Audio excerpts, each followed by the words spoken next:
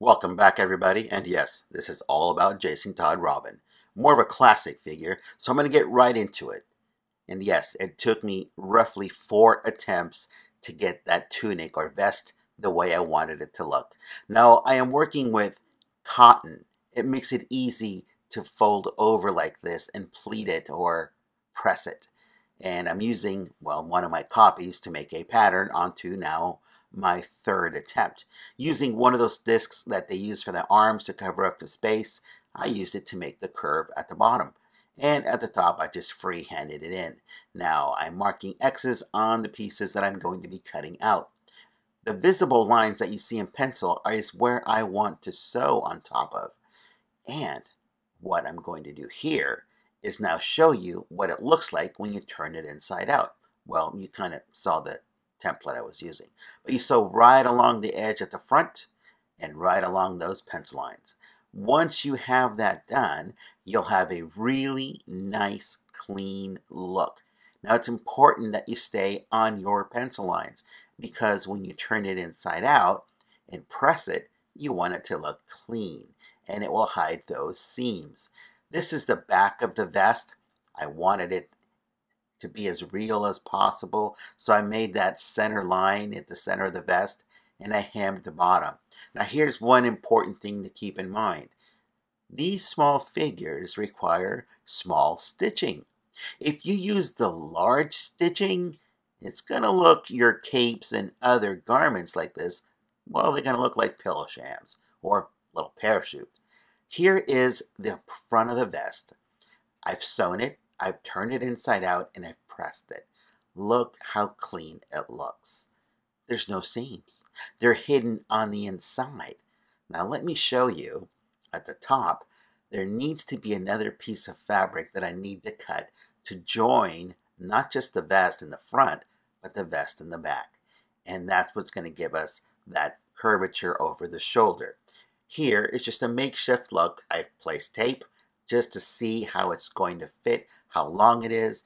And this is actually my 3rd attempt, and I messed it up because I've got a glue spot right at the top. It just won't come out. I had to start over. So just be very careful. Make sure your hands are clean when you're working. This is obviously the Red Robin body, and at the time I didn't have the Blue Beetle body or any of the other variants of it, so I was working with what I've got.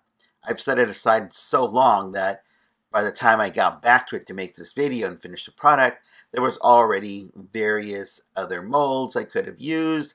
But anyway, here I am. I'm using what I've got. If you got access to the other stuff, great. By the way, those legs are from the Batman Beyond. You just paint them with flesh tone. They look awesome. And yes, I did take it apart to get into the joints and make those legs look, well, like they're factory painted. But take a look at the vest. When you turn it inside out again, and I'll show you here, this is where my sewing is right at the edge.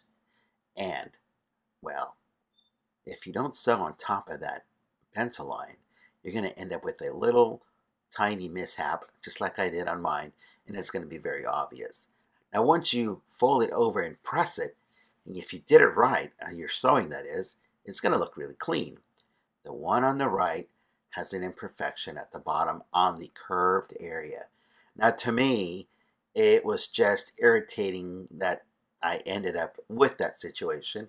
So yes, this is where I ended up cutting a 4th vest because I didn't do my sewing correctly. I could have unsewn it, but it was just easiest and just as time consuming.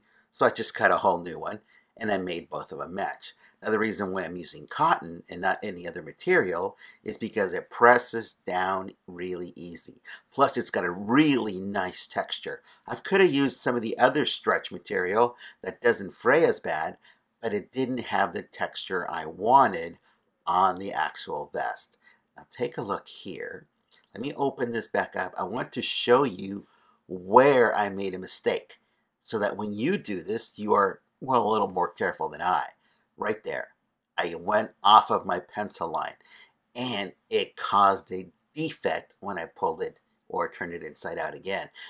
I just couldn't erase it because the stitching was holding it in place. So if you stitch it correctly the first time, you won't have to repeat it. But pressing it down like this really shows off where you went wrong. So now we have a matching set of sides. Again, I did this a fourth time. This is actually the third one because you can see around the sleeves I added bias tape. It made it too thick. I couldn't move the shoulders around easily and they would snag inside those discs. So I said forget it. This is my fourth copy right here. Besides, this color of red is more vibrant than the other. And it just looks so much cleaner. And by the way, yes, I did decide to cut each and every one of those scales. Let me show you.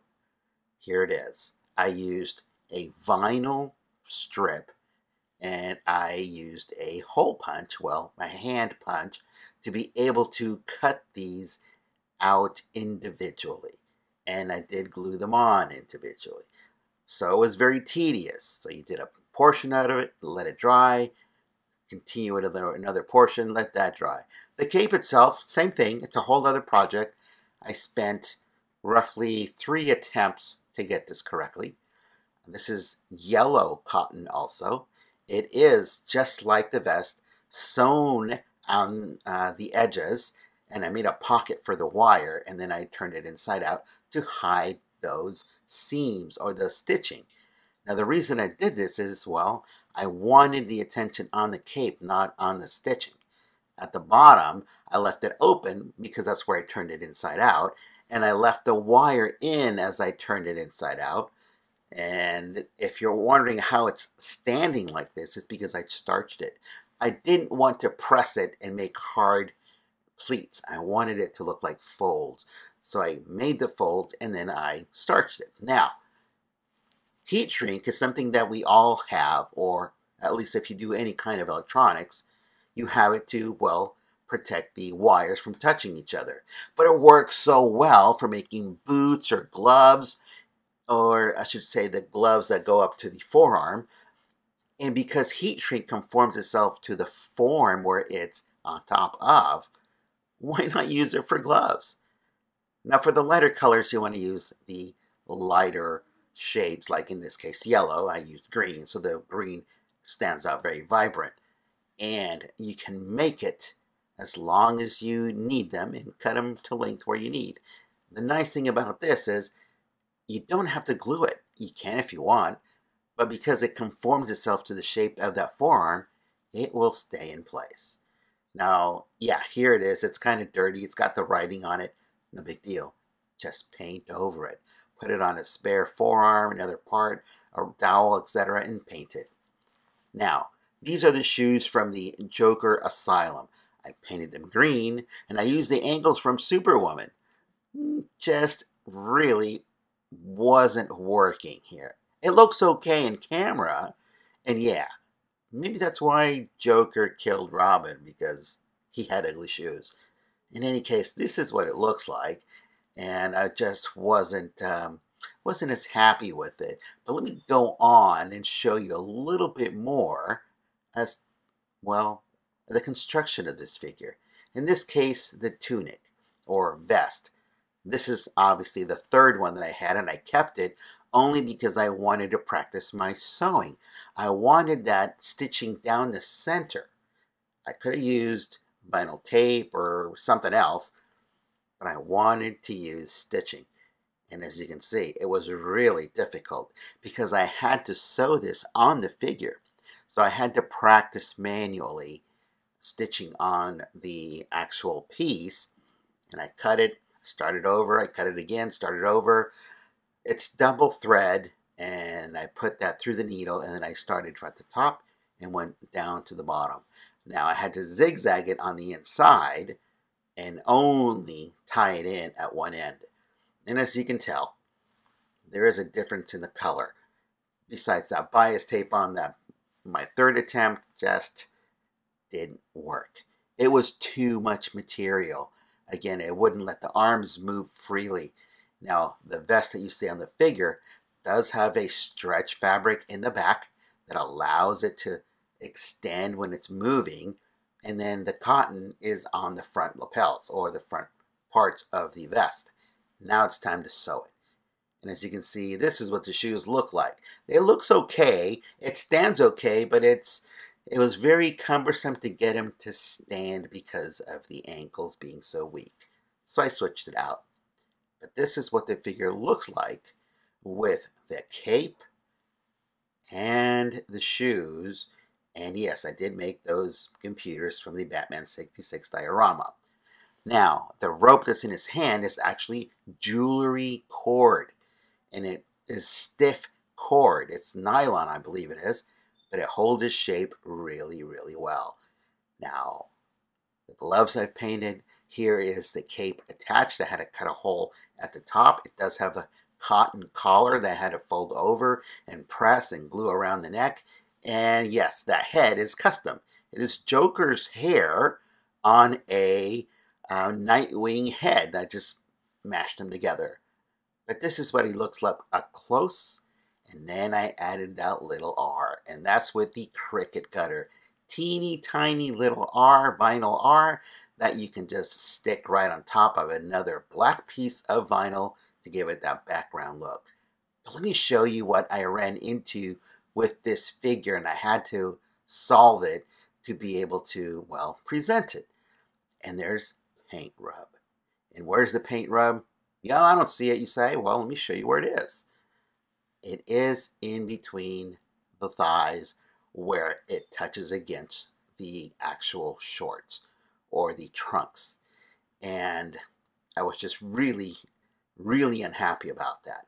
So I had to use a pencil and then mark it out where the paint rub actually begins.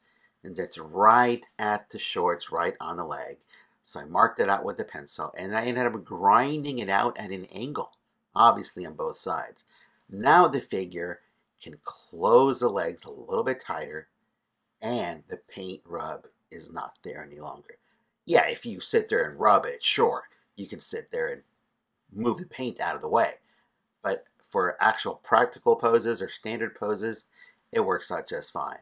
So I'm going to leave you with some video. If you've got any questions, please let me know, and I'll be glad to answer, well, as many as I can.